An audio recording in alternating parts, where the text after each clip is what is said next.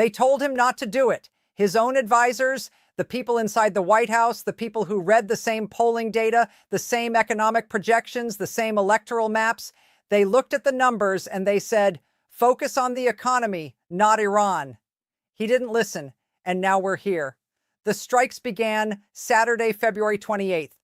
The trap that was set for weeks, the one nobody in mainstream media was willing to describe in full, has officially snapped shut. And in the next 20 minutes, I'm going to show you exactly what that means. The $300 billion calculation, the political math that has Republican strategists in a quiet panic, and the specific moment when every warning inside the White House became irrelevant. Stay with me, because what happened in the last 72 hours changes everything you think you know about this presidency. And if you're new here, subscribe to Daily Brief right now. Hit the notification bell. Because in the hours ahead, this story is going to move fast. Let's go back, not 72 hours. Let's go back further to February 21st, 4 days before the strikes. That's when Reuters published a story that should have stopped everything.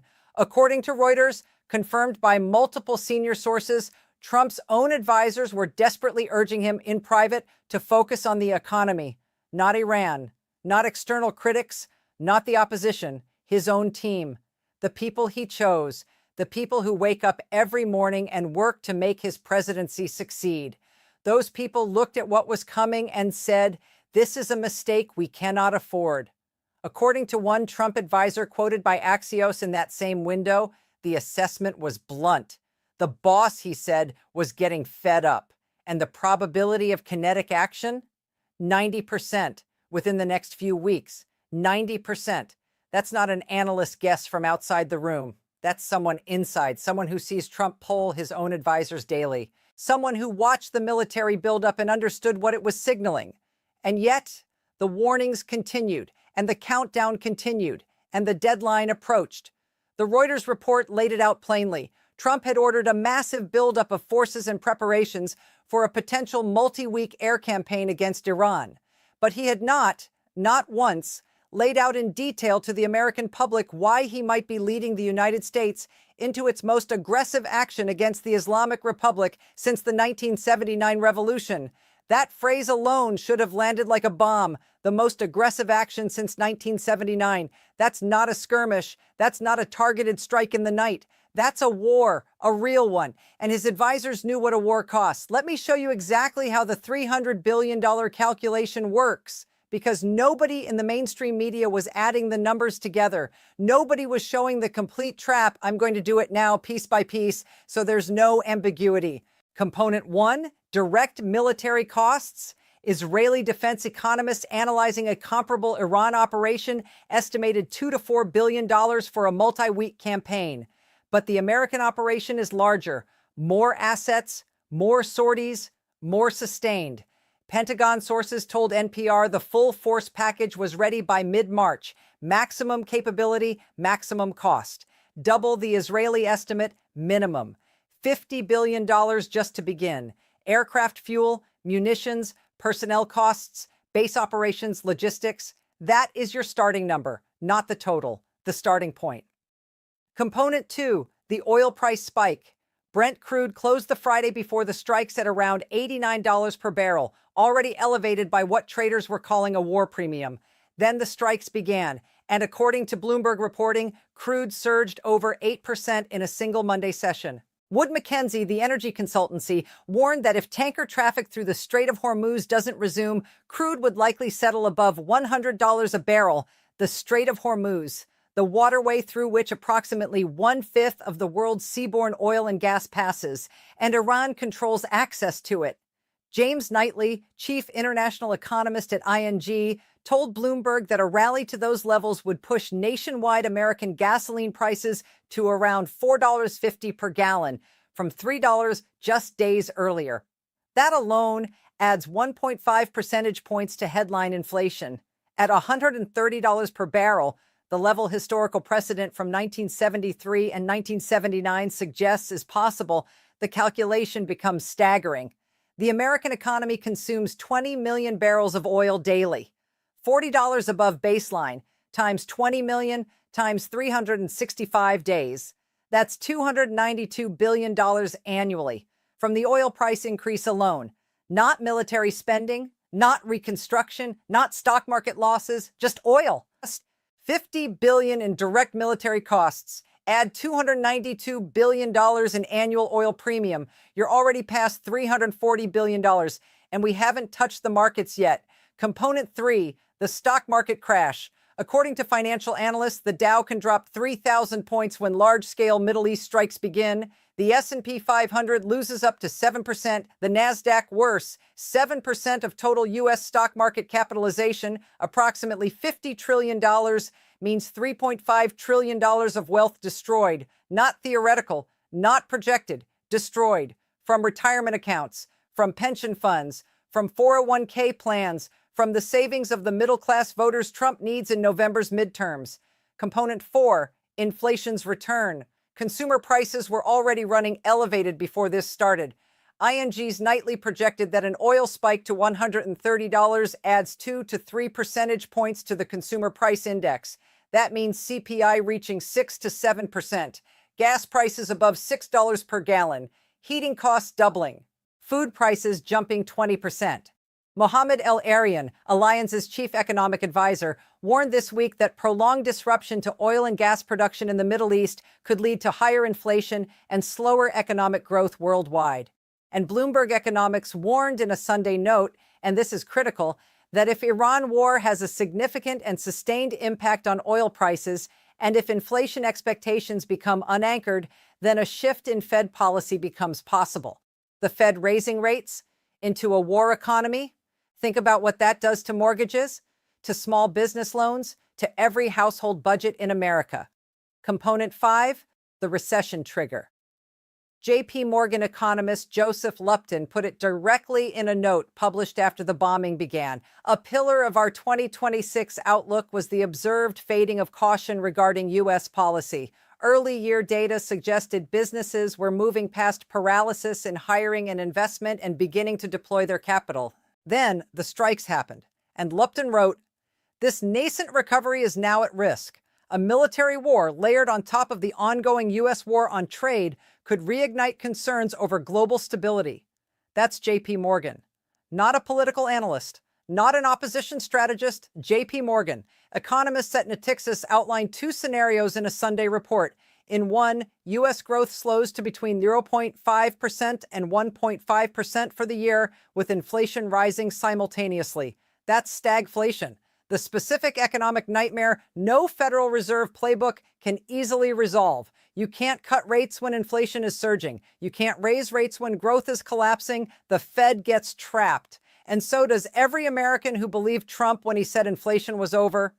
This is the trap, the full trap. Not $300 billion, not $342 billion.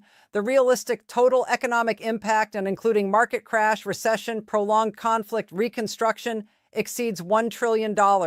And even the conservative $300 billion figure is, as one advisor inside the White House privately admitted to CNN, a political risk, no ands, ifs, or buts. Now, subscribe to Daily Brief if you haven't yet. Hit the bell. This is exactly the analysis the mainstream coverage is skipping past, and we're just getting started.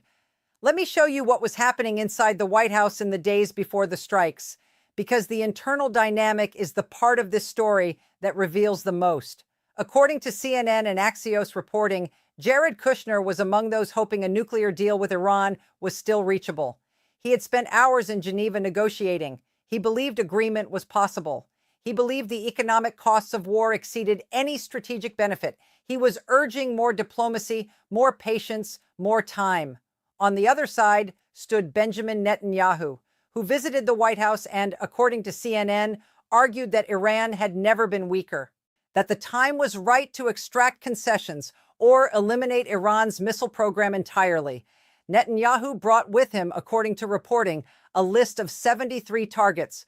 Kushner's voice against Netanyahu's voice. American economic concerns against Israeli security concerns. Steve Witkoff, the special envoy who led the Geneva negotiations alongside Kushner, was also urging a deal. He believed progress had been made, but progress is not an agreement. Gaps remained wide.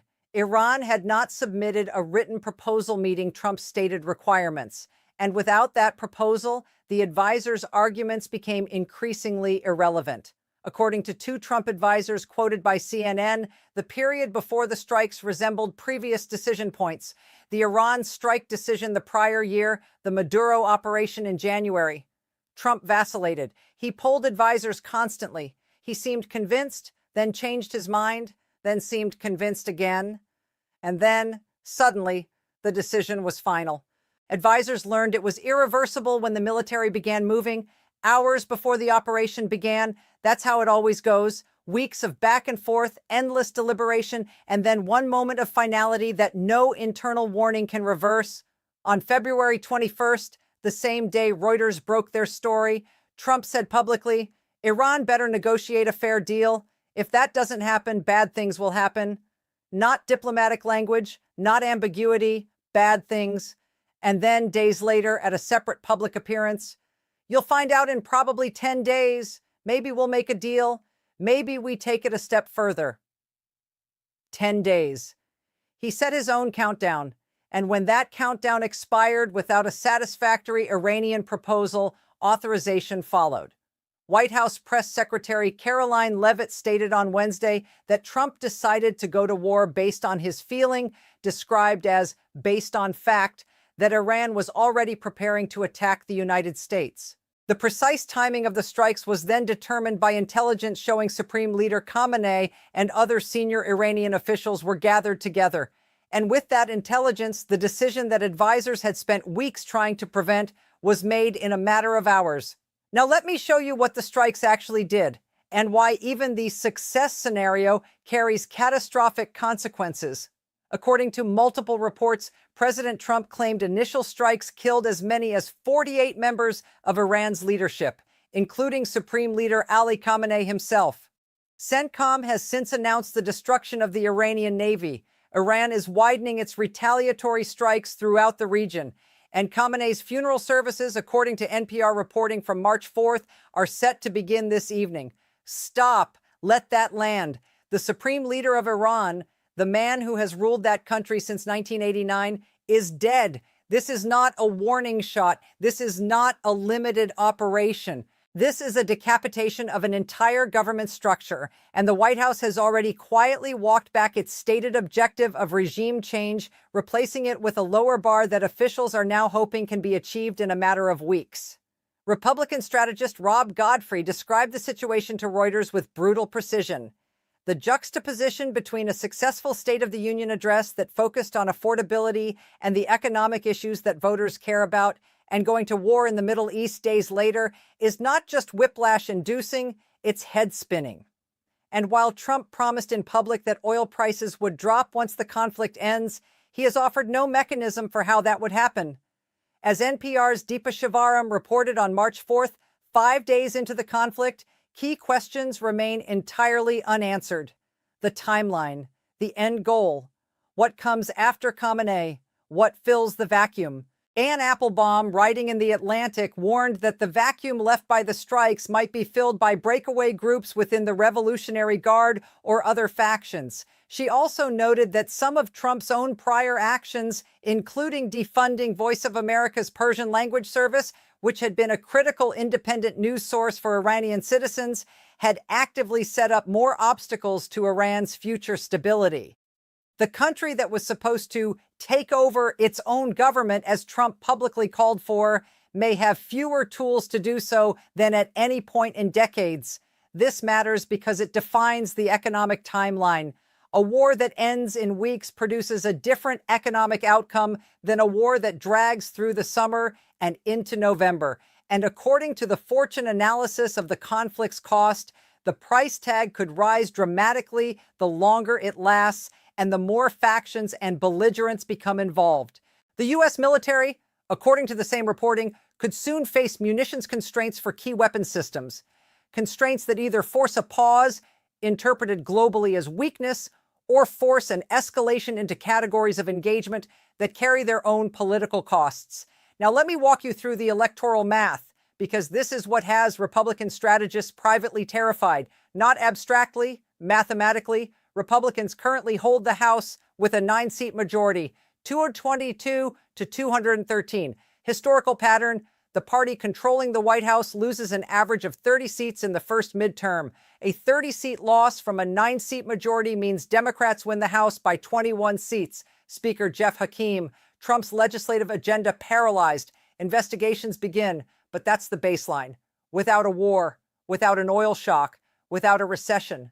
With those factors, according to the White House's own internal modeling, which CNN reported includes scenarios of how a prolonged military engagement could erode public support in competitive congressional districts, the losses exceed 50 seats, a 60 to 80-seat Democratic House majority, effectively the end of Trump's second-term agenda with 2 years remaining.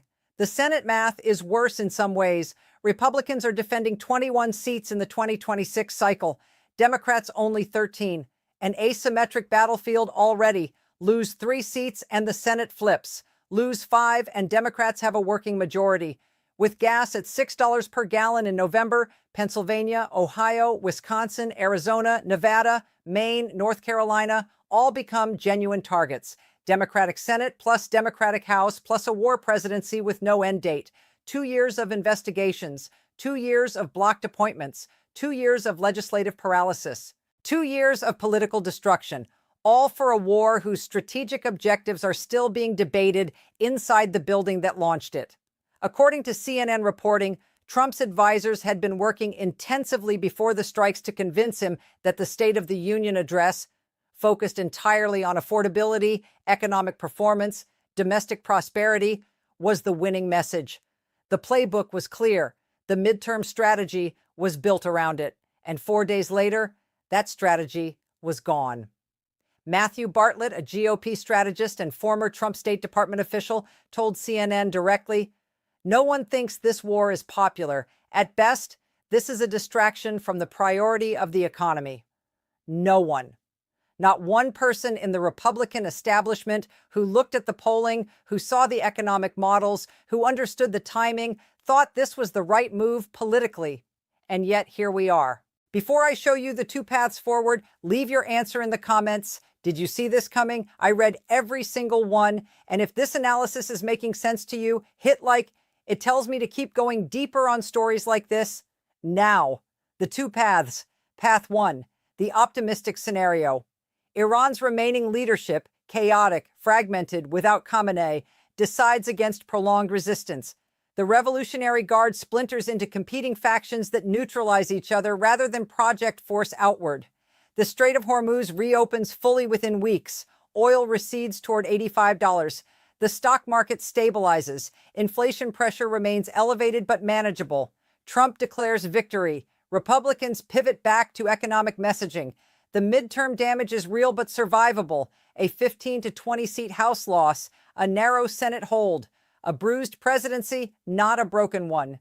For that path, you need Iran's post-Khamenei power structure to collapse faster than it consolidates. You need no major proxy escalation from Hezbollah, from Houthi remnants, from Iraqi militias. You need the Strait of Hormuz to remain functionally open, and you need all of that to happen before the summer, before the campaign season absorbs the full cost of elevated gas prices. Is that possible? Yes. Is it likely? Ask JP Morgan, ask Natixis, ask Wood Mackenzie. None of them are betting on it. Path 2, the spiral. Iran's fragments don't collapse. They disperse and metastasize. Revolutionary Guard units launch what SGH Macro Advisors CEO Sasan Gahramani described as scorched earth tactics against civilian centers and global economic infrastructure. Attacks designed not to win militarily, but to pressure an end to the conflict by inflicting maximum global economic pain. Oil stays above $100 through the summer. Inflation accelerates. The Fed holds rates, or worse, is forced to raise them. Growth slows to the 0.5% to 1.5% range that Natixis projected. The American economy enters technical stagflation by Q3. Gas prices hit $5 and don't come back down before November. Every Republican running for re-election in a competitive district is asked one question at every single debate. Why did your party do this? That is path 2. Nobody wins in path 2. Nobody comes out ahead. Not Trump, not the Republican Party, not American voters, not the Iranian people, not the global economy. As economists at Natixis noted, The tail risks have certainly increased. The difference between paths 1 and 2 is not strategy now.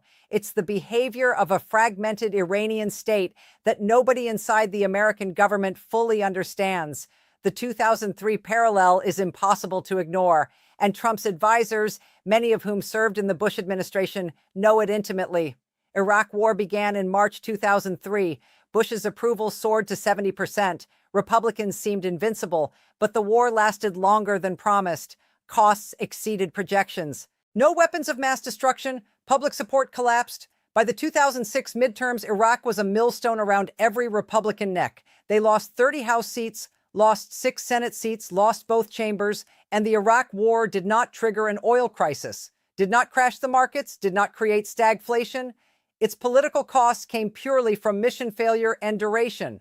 Iran will be worse, because Iran carries all of Iraq's risks, plus the $300 billion economic trap. The math is multiplicative, not additive. Trump reportedly dismisses the Iraq comparison. He sees this as different. He sees himself as different. And that dismissal is the thing that terrified his advisors most, because every president thinks their war will be different. Every president thinks they've calculated correctly. Every president who has ever looked at a military option and thought this one will be quick has eventually had to explain to the American public why it wasn't. History is undefeated on this point. Here is where we stand right now. It is March 5th, 2026. The strikes began 6 days ago. 6 American service members are confirmed dead, with officials bracing for more. The Iranian Navy has been destroyed, according to CENTCOM. Ali Khamenei is dead. Iran is widening retaliatory strikes across the region. The Strait of Hormuz remains disrupted. Oil is elevated. The stock market is in turmoil. The White House is struggling to explain what comes next. And Republican strategists are quietly, privately, in conversations that will never be attributed, asking how they survived November. The trap that was set in February has closed. The $300 billion minimum cost, direct military plus oil premium, not counting recession, not counting market destruction, not counting reconstruction, is now a floor, not a ceiling. Every day this continues, that number grows. Every additional week of Hormuz disruption, that number grows. Every proxy escalation, that number grows. Trump's advisors told him. Reuters reported it. CNN analyzed it. Bloomberg modeled it. JP Morgan warned it, the markets priced it, and then it happened anyway. Because instinct overrode calculation, because military buildup creates its own momentum, because once 2 carrier strike groups are deployed, once 300 combat aircraft are positioned, once B-2 bombers are staged at Diego Garcia, once the authorization codes are generated and held, the pressure to use all of that hardware becomes almost gravitational. Backing down has a cost. It's just a different kind of cost. Trump chose the military cost over the political cost. His advisors wanted the opposite. Now we all live with the consequences. What happens to the Republican Party in November, to those 22 competitive House seats, to those 7 vulnerable Senate seats, depends entirely on whether Path 1 or Path 2 unfolds over the next 8 months. And that depends on the behavior of a post-Khamenei Iran that even the most informed people in Washington admit they do not fully understand. What I know is this. The voters Trump won, the truck drivers, the retirees, the suburban families, the small business owners, they are already watching gas prices. They are already watching their 401k statements. They are already hearing economists use the word stagflation. And they will remember in November who made the decision that set this in motion. 3 questions I want you to answer in the comments. Is Trump making a historic mistake? Or is the short-term political cost worth the long-term strategic elimination of Iran's nuclear program? Do you believe the conflict ends in weeks, as the White House claims, or does it expand? And the one that matters most, when the dust settles, which party emerges stronger and which country? Leave your answers. I will read every single one. This is Daily Brief. Subscribe if you haven't. The story isn't over. It's barely begun.